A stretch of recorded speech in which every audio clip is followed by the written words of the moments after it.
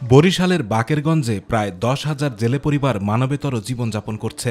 12 মাসের 9 মাসই থাকে নদীতে অবরোধ। সরকারের দেয়া সামান্য সহযোগিতায় চলতে হয় তাদের। নিজ পেশা ত্যাগ করে অন্য পেশায় চলে গেছেন অনেকেই।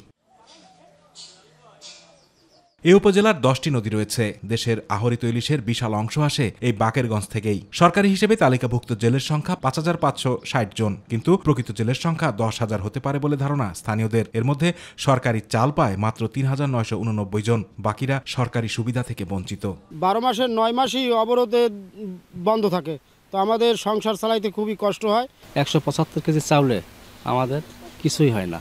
যদি সরকার আমাদের একটু আর্থিক সহযোগিতা করে তাহলে আমাদের একটু হয়, ভালো হয়।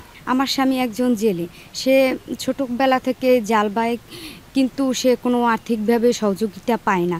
আগের মতো নদীতে কোনো মাছ পাওয়া যায় না। এখন তো সরকার এত অবরোধ দেয়, আমাদের খুব সমস্যা।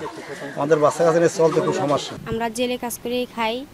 আমরা যখন মাছ থাকে তখন আমাদের ইনকাম হয়, যখন মাছ না থাকে তখন আমাদের ইনকাম নাই। বছরের 9 মাস থাকে নদীতে নিষেধাজ্ঞা, বাকি 3 মাস মাছ ধরার অনুমতি আছে। আর এই 3 মাসের আয় থেকেই সারা বছর সংসার চালাতে হয় তাদের। বছরে সরকারের দেয়া চাল পায় 175 কেজি, পাশাপাশি অন্য বাজার, শিক্ষা, চিকিৎসা ও সন্তানের লেখাপড়ার খরচ সব মিলিয়ে 3 মাসের আয় দিয়ে মৌলিক অধিকার মেটানো কোনো মতেই সম্ভব হচ্ছে না। আমাদের লেখাপড়ার খরচ চালাতে বাবা মার খুবই কষ্ট হয়। যদি সরকার একটু সহায়তা করে তাহলে ভালো হয়। নদীতে তো আমাকে মাছ নাই, আমাদের সংসার চালাইতে খুব হিমশিম খাওয়া লাগে, প্রায় বেকার অবস্থা। আমরা বর্তমানে আমরা যে অবস্থাতে আছি, একটু সামান্য ঝড় বৃষ্টি লাগে না, মানে একটু জোবা আসলেই আমাদের ঘরের ভিতরে পানি চলে আসে।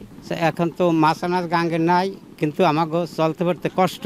তাছাড়া আমরা খালি কাঠও একটাই পাই, জালিয়ে কাঠটা, আর কোনো অনুদান পাই না।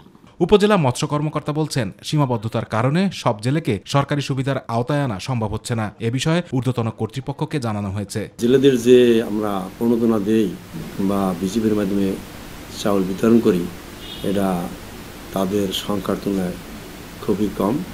এখন সরকারি যে সমস্ত মাছ ধরা নিষেধাজ্ঞা চলতেছে, তাতে জেলেদের এই সাহায্যের পরিমাণ আরও বাড়ানো দরকার এবং বিকল্প কর্মসংস্থানের সাহায্যের পরিমাণও বাড়ানো দরকার।